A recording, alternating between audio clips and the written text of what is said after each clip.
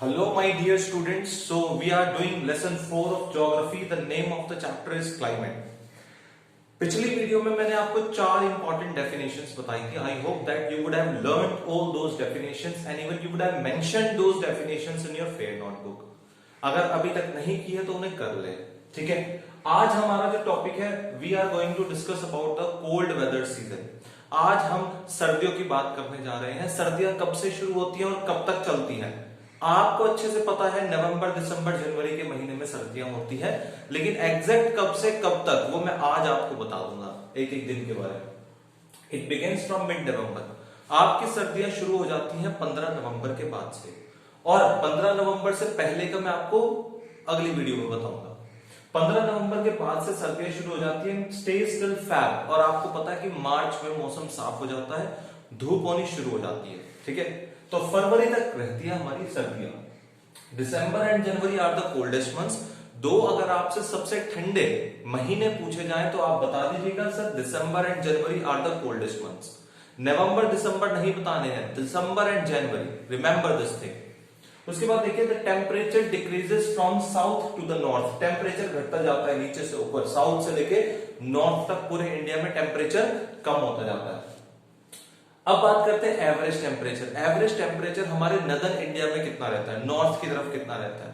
ठीक है. The average temperature ranges between 10 to 15 degree Celsius in northern plains. अगर आप हमारे एरिया की बात करते हैं, बेटा मैं कम टेम्परेचर या ज्यादा टेम्परेचर की बात नहीं कर रहा हूं. I am talking about the average temperature. Right. Average temperature ranges between 10 to 15 degree Celsius. अगर आप मिनिमम टेम्परेचर की बात करते हैं तो यहाँ पे 2 डिग्री सेल्सियस, 1 डिग्री सेल्सियस तक पहुंच जाता है. ठीक है. अब days are warm and nights are cold. आपको पता है अगर दिन में धूप निकल जाए अच्छी खासी तो दिन में थोड़ा सा गर्माहट रहती है, जबकि रातें बहुत ही ज्यादा ठंडी होती है और सुबह का मौसम भी बहुत ही अच्छा होता है. ठीक है. सर्दियों में higher slopes of Himalayas experience snowfall. हमारे नदर्न इंडिया में तो बरसातें होती हैं सर्दियों में.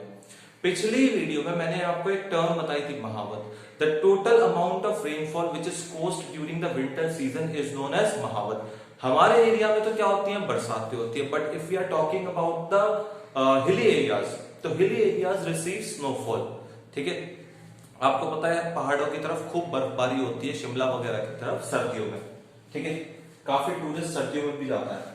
नेक्स्ट पॉइंट देखिए, during this season the north east trade winds blow from land to sea. जो हवाएं हैं, जो हवाओं का रुख होता है ऑपोजिट होता है.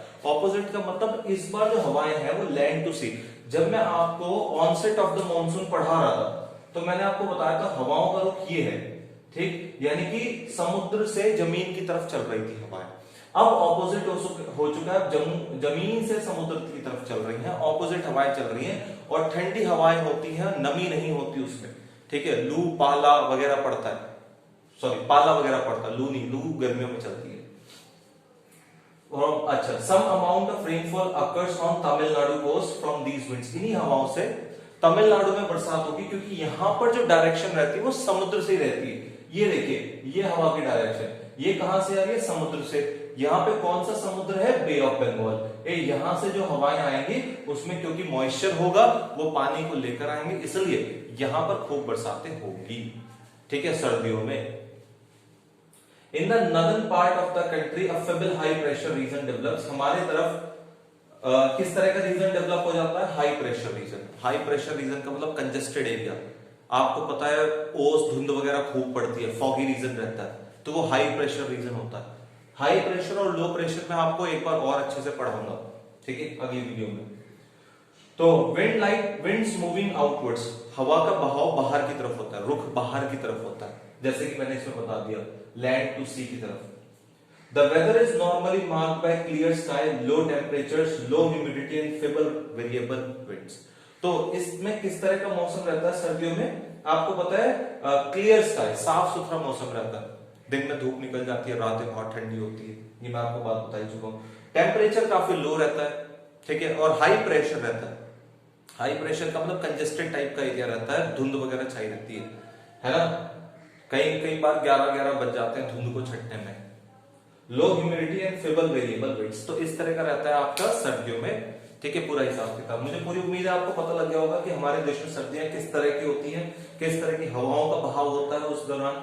ठीक है, तो basically the winter starts from mid November and continues till Feb and December and January are the coldest months.